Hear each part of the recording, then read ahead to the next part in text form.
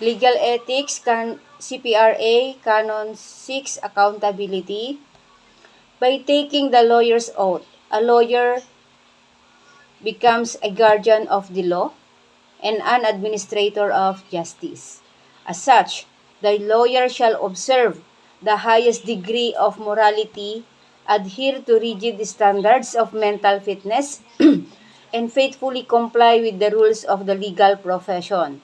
Failure to honor this covenant makes the lawyer unfit to continue in the practice of law and accountable to society, the courts, the legal profession, and the client. Section 1. Nature of disciplinary proceedings against lawyers.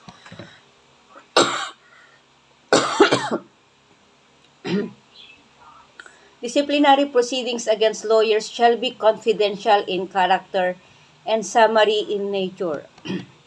Nonetheless, the final order of the Supreme Court shall be published like its decisions in other cases. Section 2. How instituted. Proceedings for the disbarment, suspension, or discipline of lawyers may be commenced by the Supreme Court on its own initiative or upon the filing of verified complaint by the Board of Governors of the IBP or by any person before the Supreme Court or the IBP. However, a verified complaint against a government lawyer who which seeks to discipline such lawyer as a member of the bar shall only be filed in the Supreme Court. A verified complaint filed with the Supreme Court may be referred to the IBP for investigation, report and recommendation, except when filed directly by the IBP, in which case the verified complaint shall be referred to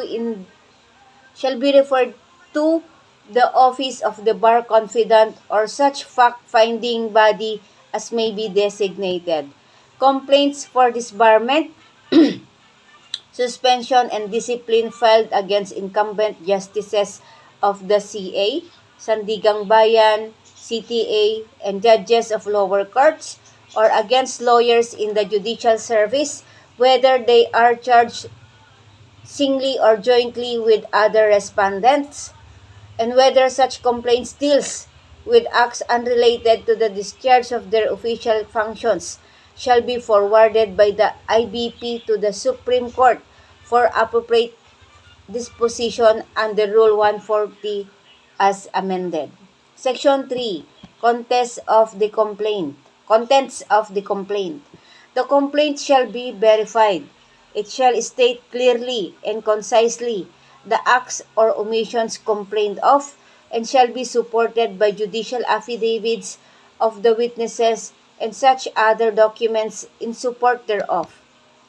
If the verified complaint is filed before the IBP, 6 copies thereof shall be filed with the Secretary of the IBP or the Secretary of any of its chapters, who shall forthwith transmit the same to the IBP Board of Governors. Board of Governors. Section 4. List of Investigating Commissioners' Qualifications. The IBP shall recommend to the Supreme Court 150 lawyers in good standing and repute, whom the IBP shall proportionately select from its 9 regions. The IBP may periodically recommend the adjustment of the number of investigating commissioners to the SC according to the existing caseload. The list with the curriculum vitae of the recommended lawyers shall be submitted by the IBP within a month from the effectivity of the code. Only those approved by the SC may be designated as investigating commissioners, who shall serve for a term of 3 years, unless sooner removed, replaced, or resigned.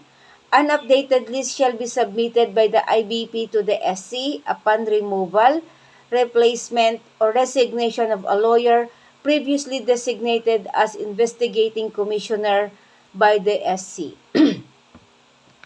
All approved investigating commissioners shall take an oath of office in the form prescribed by the IBP.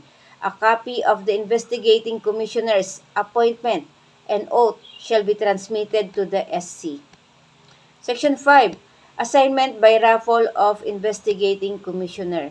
The IBP Board of Governors shall assign by raffle an investigating commissioner from among the lawyers approved by the SC in the list submitted by the IBP, or when special circumstances so warrant, a panel of 3 investigating commissioners to investigate the complaint. Section 6. Complaint against a government lawyer.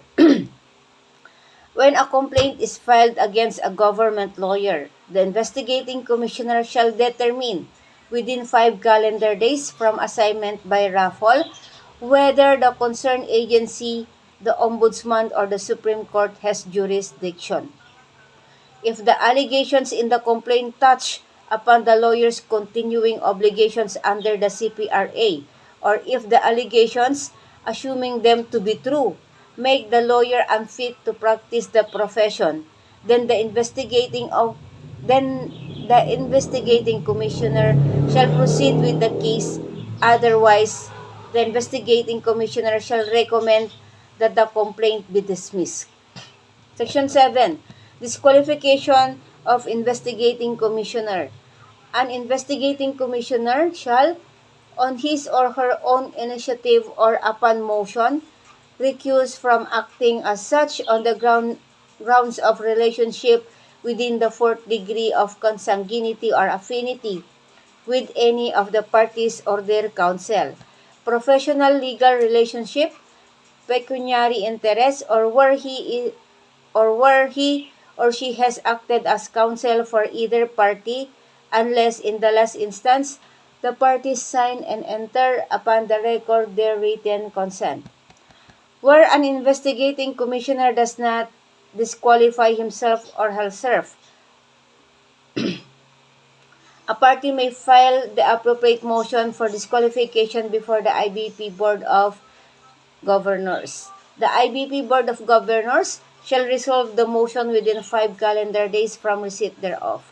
Upon vote of majority of the members present, there being a quorum, the IBP Board of Governors shall order the disqualification and designate a replace of the disqualified investigating commissioner. The decision of the IBP Board of Governors on the disqualification shall be final. Section 8. Duties of the investigating commissioner. The investigating commissioner shall investigate a complaint against any member of the integrated bar, and thereafter submit a report embodying the recommended action to the IBP Board of Governors within the total period not exceeding 180 calendar days from assignment by raffle. Section 9. Submissions allowed. Verification.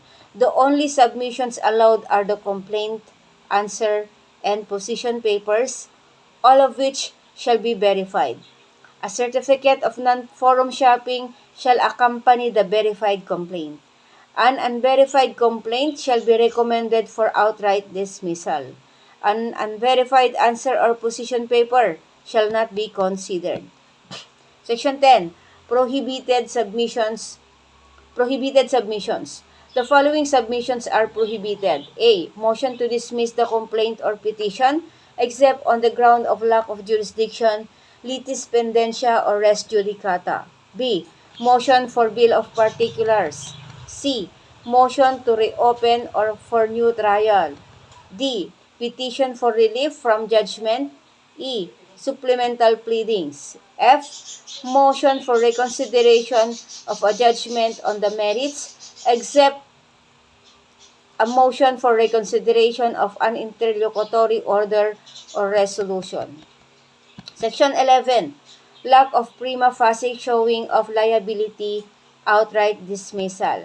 Within 15 calendar days from assignment by raffle, if the investigating commissioner finds no prima facie showing of liability, the investigating commissioner shall recommend the outright dismissal of the complaint to the Supreme Court.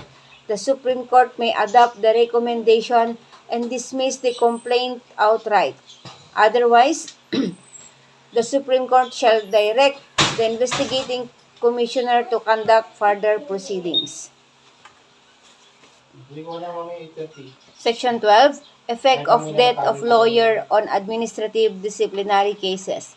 Disciplinary proceedings may not be instituted against a lawyer who has died. If such proceedings have been instituted notwithstanding the lawyer's death, the administrative case against said lawyer shall be dismissed. The death of the lawyer during the pendency of the case shall cause its dismissal. Section 13. Issuance of summons. Within 15 calendar days from assignment by raffle, the investigating commissioner shall issue the required summons, attaching thereto a copy of the verified complaint and supporting documents if any. The summons shall require the respondent to file a verified answer. Section 14. Verified answers. The answer shall be verified and filed within 30 calendar days from receipt of the summons. The verified answer shall be accompanied by judicial affidavits of the witnesses and such other documents in support thereof. The respondent may, upon motion for good cause, be given one extension of 15 calendar days to file a verified answer. 2 copies of the verified answer shall be filed with the investigating commissioner with proof of service on the complainant and the latter's counsel. Section 15. Dismissal after answer. If the investigating commissioner finds that the complaint is not meritorious based on the verified answer, the investigating commissioner shall recommend to the Supreme Court the dismissal of the complaint. Otherwise, the Supreme Court shall direct the investigating commissioner to conduct further proceedings. Section 16. Irrelevance of desistance, settlement, compromise, restitution, withdrawal, or failure to prosecute. No investigation shall be interrupted or terminated by reason of the desistance, settlement, compromise, restitution, withdrawal of the charges, or failure of the complainant to prosecute the same. Section 17. Counsel de Officio. The IBP Board of Governors shall appoint a suitable member of the integrated bar as counsel de officio to assist the complainant or the respondent during the investigation in case of need for such assistance. Section 18. Investigation. Upon joinder of issues or upon failure of the respondent to answer, the investigating commissioner shall proceed with the investigation of the case. However, if despite reasonable notice, the respondent fails to file an answer or appear, the investigation shall proceed ex parte. In both instances, the investigation shall proceed with dispatch. The respondent shall be given full opportunity to defend and be heard, whether through counsel or not, and to present witnesses. The investigating commissioner shall have the power to issue subpoena and administer oaths and affirmations in relation to the conduct of the proceedings. Section 19. Indirect contempt.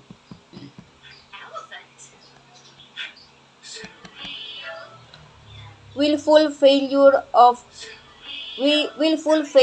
refusal to obey a subpoena or any other lawful order issued by the investigating commissioner shall be dealt with as indirect contempt of court. The investigating commissioner shall require the alleged contemptor to show cause within 10 calendar days from notice.